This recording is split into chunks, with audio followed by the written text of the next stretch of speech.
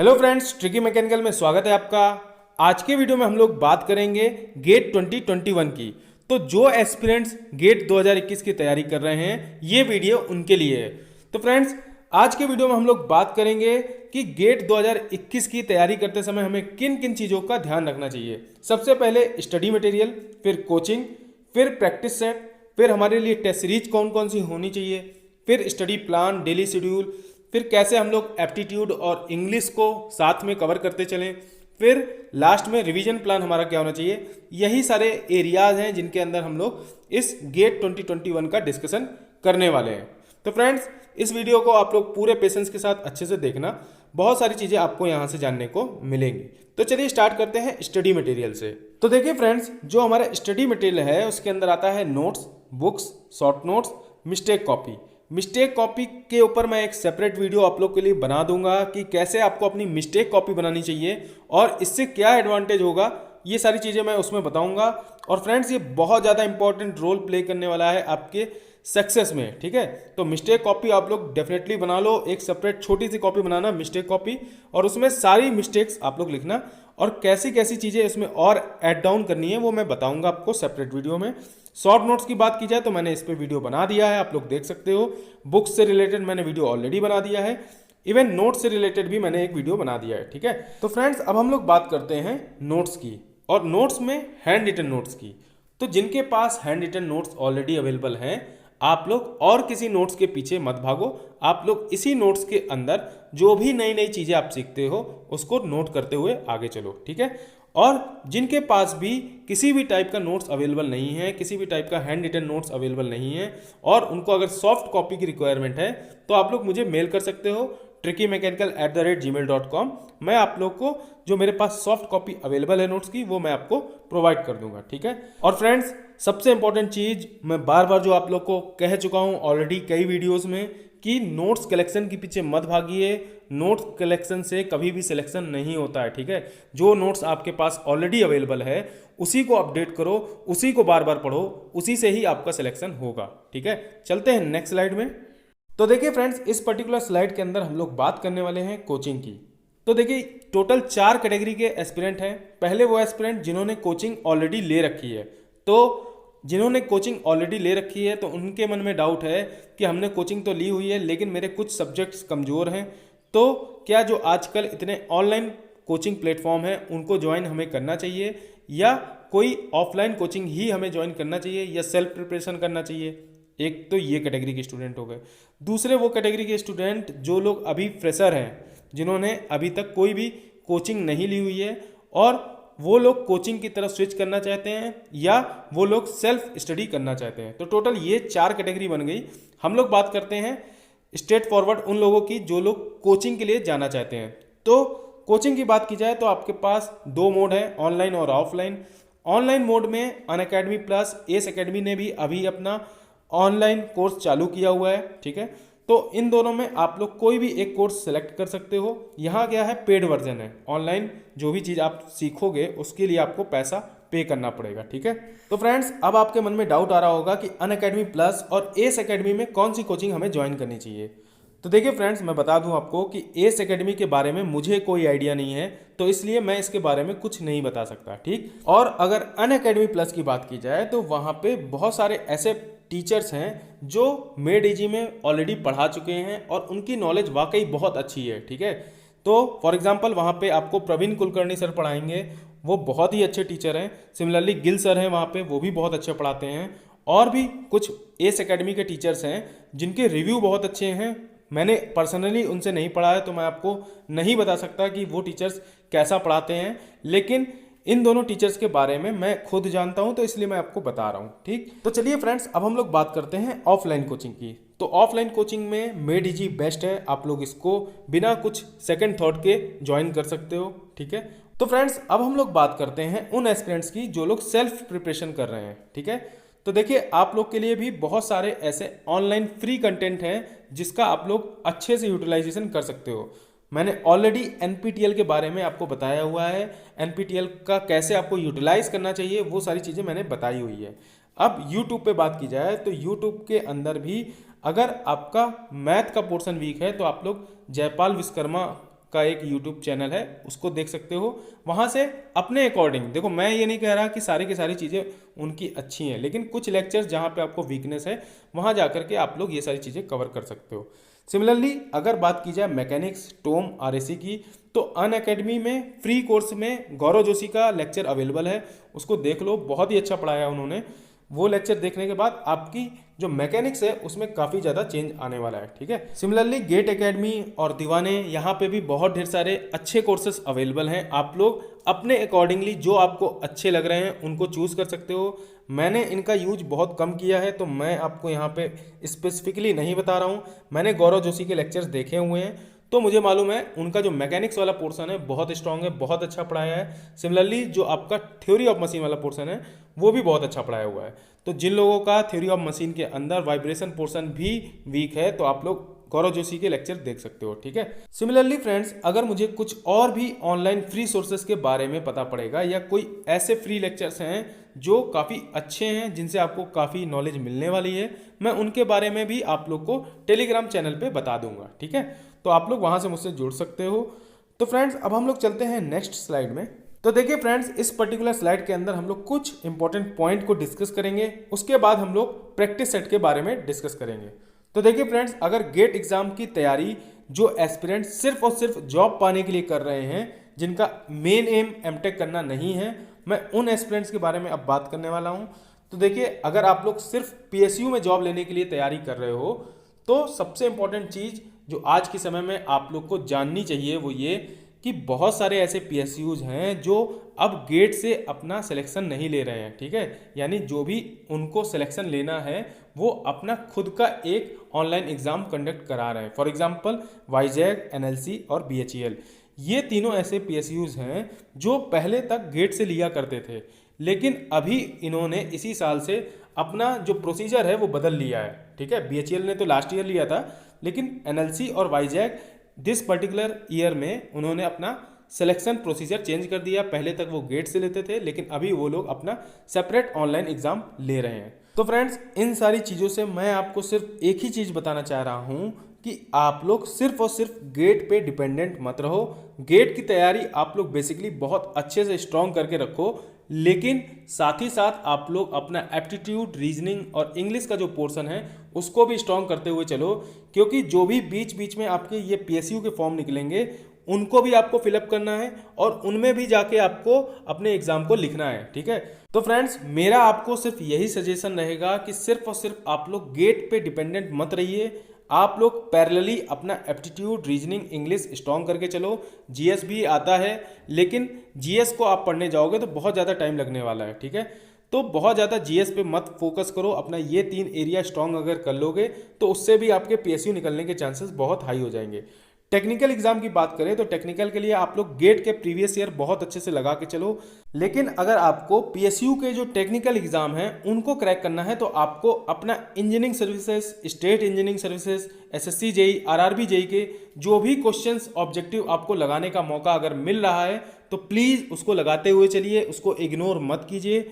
मैं ऑलरेडी आने वाले टाइम पे एलटीक्यू सीरीज के अंदर सारे क्वेश्चंस डिस्कस करूंगा, आप लोग उसको भी देख सकते हो। लेकिन अगर आपके पास कोई सोर्स ऑलरेडी प्रेजेंट है तो प्लीज़ आप उसको यूटिलाइज करो, उससे जितने क्वेश्चंस बना सकते हो उसको बनाओ। साथ ही साथ जो गेट के प्रीवियस ईयर हैं उनको बहुत अच्छे से लगाते हुए चलो, ठीक है। देखिए, प्रीवियस ईयर लगाने से सबसे ज़्यादा जो फायदा है वो ये कि मैकेनिकल इंजीनियरिंग के अंदर जो पीएसयूज एग्जाम हैं, जो आपके अदर एग्जाम हैं, वहाँ पे रिपीटिशन बहुत ज़्यादा हाई है, ठीक है। गेट एग्जाम के अंदर रिपीटिशन बहुत हाई नहीं होता है, यहाँ पे नए क्वेश्चन बनाए जाते हैं, प्रोफेसर आपके लिए नया क्वेश्चन बनाएंगे, यहाँ रिपीटिशन के चांसेस बहुत कम रहते हैं। लेकिन जो आपके पीएसयू एग्जाम होंगे, जो भी एसएससी जेई, आरआरबी जेई के एग्जाम हैं, इवन हम लोग बात करें इंजीनियरिंग सर्विसेज की, तो यहाँ पे क्वेश्चंस रिपीट होते हैं। तो आप लोग जो रिपीट होने वाले क्वेश्चंस हैं उनको गलत ना करो, तो इसके लिए प्रीवियस ईयर के जो क्वेश्चंस हैं उनको बहुत अच्छे से लगाना जरूरी है, ठीक है। तो फ्रेंड्स, हमेशा अपना एटीट्यूड जो है वो पॉजिटिव रखिए। जहाँ से भी आपको अच्छे क्वेश्चंस लगाने को मिल रहे हैं, जो भी क्वेश्चन आपके सामने आता है तो कोशिश करिए उसका आंसर आप लोग निकालो, और अगर आपसे नहीं निकल रहा है तो एटलीस्ट ये कोशिश करिए कि इसका आंसर क्या हो सकता है उसको जान लो। ठीक है। तो देखिए फ्रेंड्स, अब हम लोग बात करते हैं गेट स्पेसिफिक क्वेश्चन अगर हमें प्रैक्टिस करनी है तो हमें क्या करना चाहिए, कौन सा क्वेश्चन सोर्स लगाना चाहिए। तो उसके लिए आप लोग गेट के प्रीवियस ईयर को बहुत अच्छे से एक एक चीज़ों को बारीकी से समझ के क्वेश्चंस को सॉल्व करो। फिर जब ये क्वेश्चंस आपसे लग जाएं तो आप लोग एस की बिट्स एंड बाइट्स बुक आती है उसको परचेस करो, उसको बहुत अच्छे से सॉल्व करो। यहाँ से आपको बहुत कुछ सीखने को मिलेगा, ठीक है। तो आप लोग सबसे पहले गेट अच्छे से फिनिश कर लो। गेट लगा लेने के बाद आप लोग एस की बिट्स एंड बाइट्स बहुत अच्छे से लगा लो और इनको जितनी बार रिवाइज कर सकते हो, जितनी बार, एटलीस्ट 5 to 6 टाइम्स आपसे अगर हो पाए। आप फुल टाइम प्रिपरेशन कर रहे हो, पूरे टाइम आपके पास पूरा दिन है लगाने के लिए, पूरा दिन आपके पास प्रिपरेशन करने के लिए है, तो आप लोग एटलीस्ट इन दोनों चीज़ों का, गेट के प्रीवियस ईयर और एस की बिट्स एंड बाइट्स, उनको कम से कम 3 से 4 बार अच्छे से लगा जाओ, ठीक है।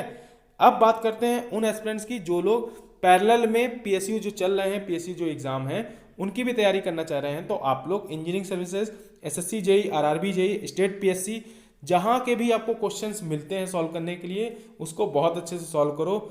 और हाँ, एक और इम्पोर्टेंट पॉइंट, कभी भी आप लोग आरएस खुरमी या आरके जैन ये दोनों बुक के आंसर्स मत याद करना, क्योंकि यहाँ पे बहुत ज़्यादा मिस्टेक्स है। और अगर आप इसको एज इट इज़ याद करोगे तो आपका नुकसान यही है कि आपके कंसेप्ट बिगड़ेंगे, और वैसा आपको काम नहीं करना है। पहले तक ऐसा होता था कि जो क्वेश्चंस के आंसर गिवन है वही फाइनल हो जाते थे, लेकिन अभी बहुत सारे एग्जाम अपना जो करेक्टेड आंसर की है वो निकालते हैं। तो वहाँ पे अगर आपने रॉन्ग आंसर जो आपने याद किया है वो पुट कर दिया है आंसर में तो गलत हो सकता है, ठीक है। तो इसीलिए कभी भी अपने कंसेप्ट को गलत नहीं साबित करना है, अपने कंसेप्ट को हमेशा स्ट्रांग बना के रखना है, ठीक है। तो चलिए फ्रेंड्स, अब हम लोग बात करते हैं टेस्ट सीरीज की। तो आप लोग को सबसे इंपॉर्टेंट चीज कि सिर्फ और सिर्फ एक टेस्ट सीरीज ज्वाइन करनी है और उसको ही बहुत अच्छे से कंप्लीट करना है, ठीक है। आप लोग बहुत ढेर सारे टेस्ट सीरीज को ज्वाइन करके मत बैठिएगा, क्योंकि एक टेस्ट सीरीज को भी अगर आप लोग बहुत अच्छे से लगा लेते हो, हर एक क्वेश्चंस में जो जो आपने मिस्टेक करी हुई है उसको समझ लेते हो, तो वो आपके लिए मोर देन सफिशिएंट है। बहुत ज़्यादा टेस्ट सीरीज के पीछे मत भागो, फोकस रखो कि सारी चीज़ों को रिवाइज करो और जो जो मिस्टेक्स आपने टेस्ट सीरीज के अंदर की है उसको दूर करो। तो फ्रेंड्स, अब आपके माइंड में क्वेश्चन आ रहा होगा कि कौन सी टेस्ट सीरीज ज्वाइन करनी चाहिए।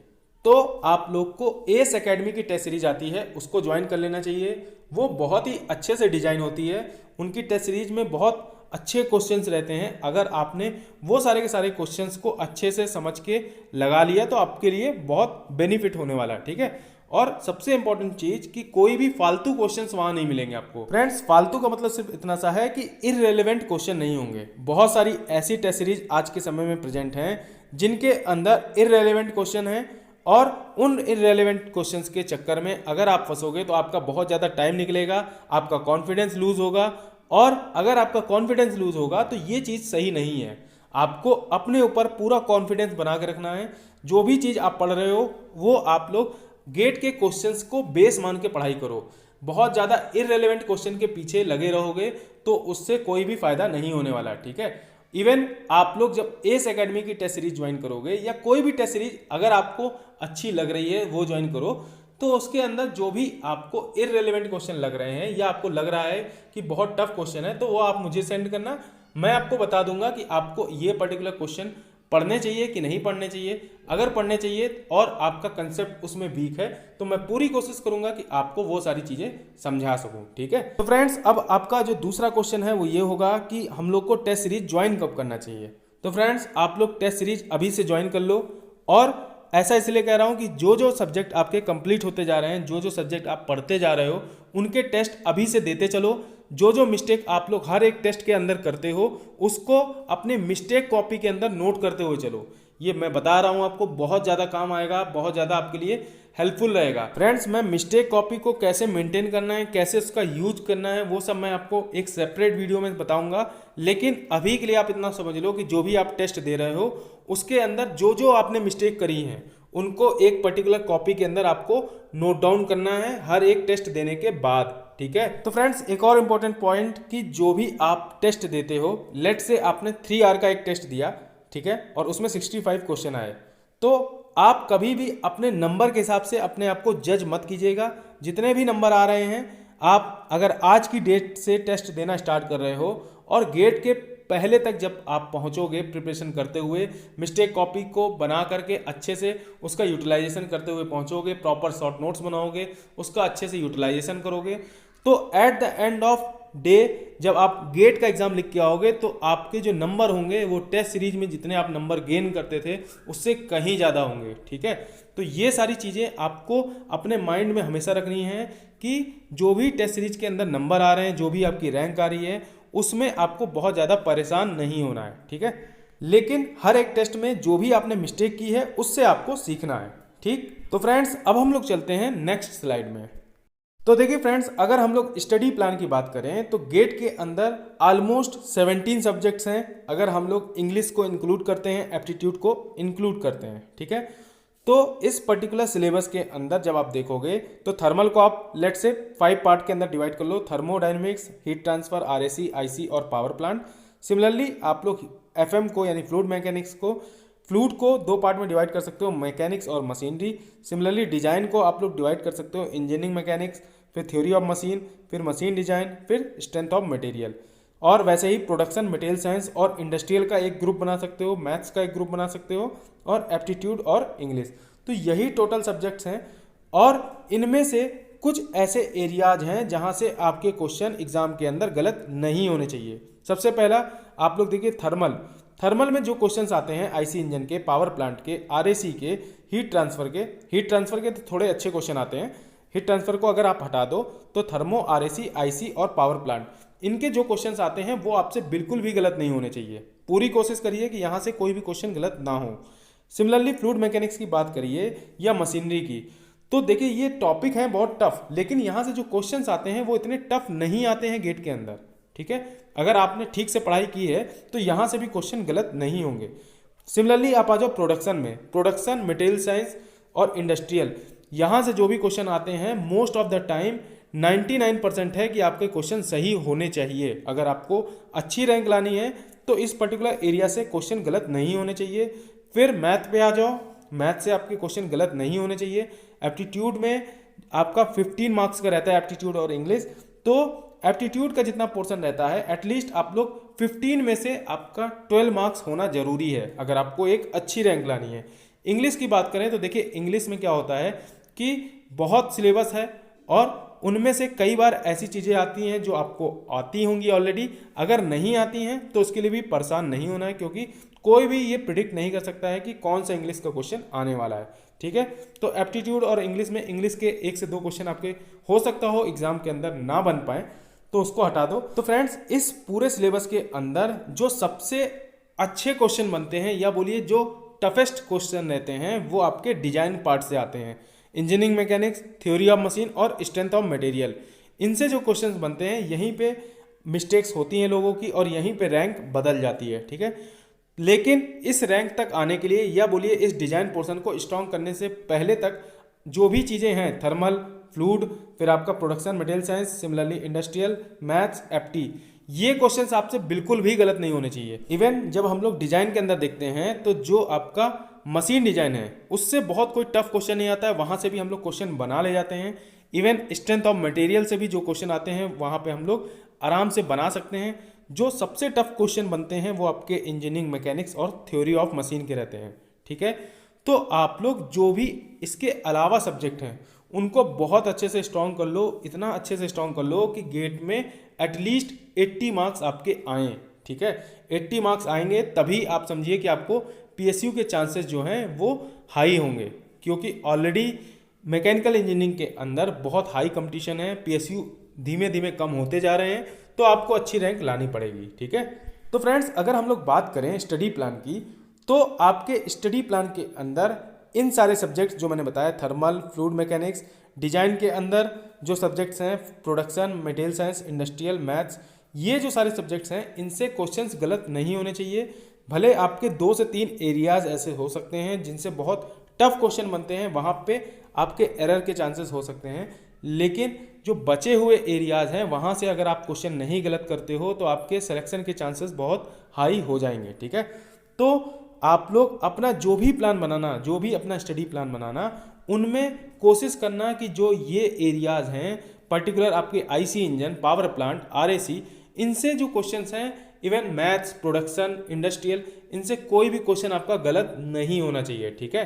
तो फ्रेंड्स आप लोग अपना प्लान अभी से अच्छी तरीके से बना लो, जो जो सब्जेक्ट कंप्लीट करते जा रहे हो उसका टेस्ट देते चलो, और उसके बाद जो जो मिस्टेक कर रहे हो उसको नोट डाउन करो, सारी चीज़ों को टाइम टू टाइम रिवाइज करते रहो। ये सारी चीज़ें हमने रिवीजन प्लान के अंदर बहुत अच्छे से सीखी हुई हैं, रिवीजन प्लान के वीडियो में हमने ये सारी चीज़ें अच्छे से जानी हुई हैं, ठीक है। तो फ्रेंड्स अब हम लोग चलते हैं नेक्स्ट स्लाइड में। तो देखिए फ्रेंड्स, हम लोग को जब प्रिपरेशन कर रहे होते हैं तो कुछ इंपॉर्टेंट चीज़ें पता होनी बहुत ज़रूरी हैं। फॉर एग्जांपल सबसे पहली चीज़ कि हम लोग को जो भी सब्जेक्ट पढ़ना है वो एट अ टाइम 2 से ज़्यादा नहीं पढ़ना है। लेट से आप किसी पर्टिकुलर डे का प्लान बना रहे हो तो उसके अंदर 2 से ज़्यादा सब्जेक्ट नहीं होने चाहिए, ठीक है। और पॉसिबली अगर आपसे हो सकता है कोशिश करिए आप लोग कि आप एक टेक्निकल सब्जेक्ट रखिए और जो दूसरा सब्जेक्ट रहे वो आपका मैथ, एप्टीट्यूड, रीजनिंग इन्हीं में हो, ठीक है। तो आपको अपना जो पहला सब्जेक्ट रखना है वो एक टेक्निकल रखना है और दूसरा सब्जेक्ट आपको मैथ, एप्टीट्यूड और रीजनिंग में रखना है, ठीक है। इन्हीं 2 सब्जेक्ट्स के बीच में आप लोग अपने परमुटेशन कॉम्बिनेशन को सेट करो, ठीक है। और फ्रेंड्स एक और इम्पॉर्टेंट पॉइंट कि आप लोग को पर डे 5 से 6 घंटे पढ़ने हैं कंसिस्टेंटली, कंटिन्यूसली आपको 5 से 6 घंटे हर डे पढ़ने हैं, ठीक है। जो भी आपके गेट, इंजीनियरिंग सर्विसेज एग्जाम हैं ये सारे के सारे मैराथन हैं, ठीक है। ये वन डे नाइट वाले नहीं होते हैं कि एक दिन आपने पढ़ लिया और आपका काम हो जाए, नहीं, आपको हर दिन पढ़ना है। 5 से 6 घंटे भी अगर आप पढ़ोगे तो आपका काम निकल जाएगा, आपका जो एग्ज़ाम है वो बहुत आसानी से क्लियर हो जाएगा। बशर्ते जो भी आप 5 से 6 घंटे पढ़ाई कर रहे हो उसमें अपना मोबाइल फ़ोन किनारे रख दो और सिर्फ आपका फोकस होना चाहिए पढ़ाई पे, ठीक है। अब उन 6 घंटों को आप लोग 3 स्लॉट्स में, 4 स्लॉट्स में डिवाइड कर सकते हो। स्टार्टिंग के 1.5 घंटे कुछ और पढ़ा, फिर 1.5 घंटे मिडिल स्लॉट में रख लो। सिमिलरली ऐसे करके पूरे दिन के अंदर आप 6 घंटे एटलीस्ट डिवाइड कर लो अपनी पढ़ाई के लिए और उस पर्टिकुलर टाइम के अंदर अपना पूरा फोकस रखो सिर्फ पढ़ाई करने के लिए, ठीक है। और सबसे इंपॉर्टेंट चीज़ ये कि कभी भी आप लोग लॉन्ग सिटिंग मत लगाइए। लॉन्ग सिटिंग से क्या होगा, आप सिर्फ बैठे हुए हो लेकिन चीज़ें आपके माइंड में जा नहीं रही होती हैं, ठीक है। उससे क्या होगा, उससे आपका टाइम भी वेस्ट होगा और जो आपकी प्रोडक्टिविटी होनी चाहिए, जो पर्टिकुलर टाइम का यूटिलाइजेशन आप कर सकते थे वो नहीं कर पाओगे, ठीक है। तो मैक्सिमम सिटिंग आप 2 आवर्स की लगाओ, उससे ज़्यादा नहीं लगाना है, ठीक है। और फ्रेंड्स सबसे लास्ट में मैंने एक पॉइंट लिखा हुआ है वो आप लोग को जान लेना बहुत ज़रूरी है, वो ये कि कभी भी किसी भी कोचिंग मटेरियल का जो भी आपने टेस्ट सीरीज सॉल्व किया है उसके अंदर अगर आपको कोई टफ क्वेश्चन दिख रहा है, देखिए मोस्ट ऑफ द टाइम वो टफ क्वेश्चन इररेलेवेंट क्वेश्चन ही होगा, ठीक है।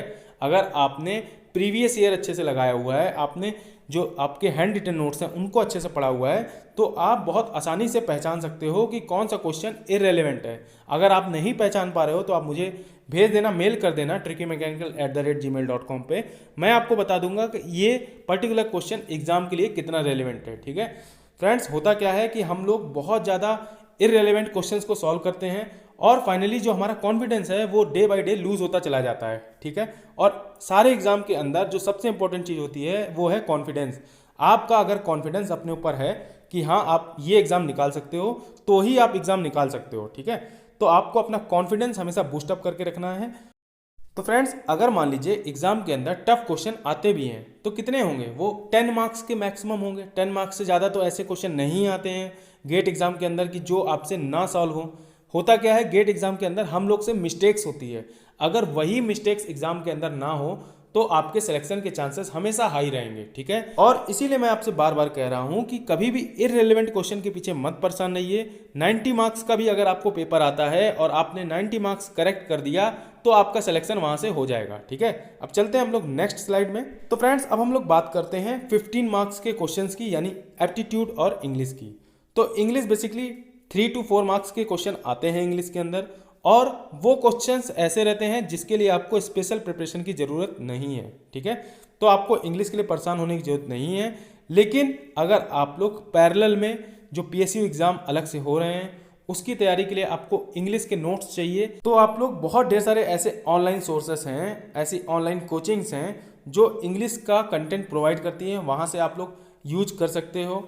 और जिन लोगों को इंग्लिश ऑफलाइन पढ़नी है यानी कि बुक से पढ़नी है अगर, तो बुक के लिए आप लोग नीतू सिंह की बुक आती है एसएससी सीजीएल में बेसिकली वो काफ़ी फेमस बुक है, तो आप लोग उसका यूटिलाइजेशन कर सकते हो। इससे आपकी इंग्लिश की जो नॉलेज है वो बेसिक लेवल से इंक्रीज हो जाएगी, ठीक है।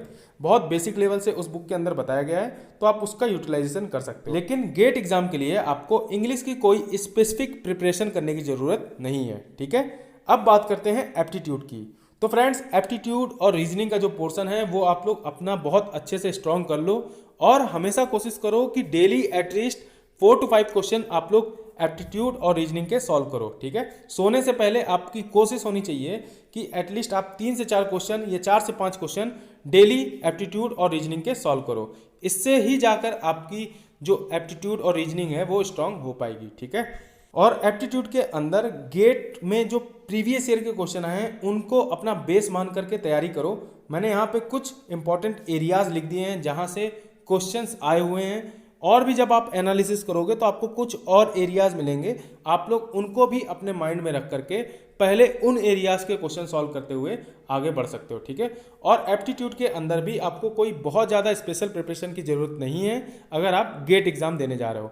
लेकिन अगर पीएसयू की तैयारी कर रहे हो तो वहाँ पे क्वेश्चंस थोड़े लेंदी रहते हैं, तो आपको प्रैक्टिस करने की ज़रूरत बहुत ज़्यादा है, ठीक है। तो आप लोग हमेशा कोशिश करिए कि डेली बेसिस पे आप लोग एप्टीट्यूड रीजनिंग के क्वेश्चन सॉल्व करो। एटलीस्ट 5 to 6 क्वेश्चन या 4 to 5 क्वेश्चन भी सॉल्व करोगे वो मोर देन सफिशिएंट है, ठीक है। तो यही कोशिश करिए कि आप लोग डेली बेसिस पे कुछ ना कुछ क्वेश्चन एप्टीट्यूड और रीजनिंग के सॉल्व करिए। फ्रेंड्स, यहाँ जो एप्टीट्यूड और इंग्लिश के क्वेश्चंस की आपको प्रिपरेशन करनी है वो गेट के जो पेपर्स हैं उनको ध्यान में रख के करनी है।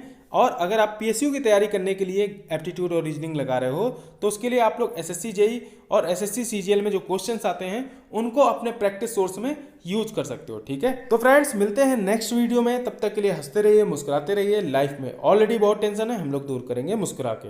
वीडियो अच्छा लगे तो लाइक कीजिएगा और कमेंट करके बताइएगा। Thank you friends.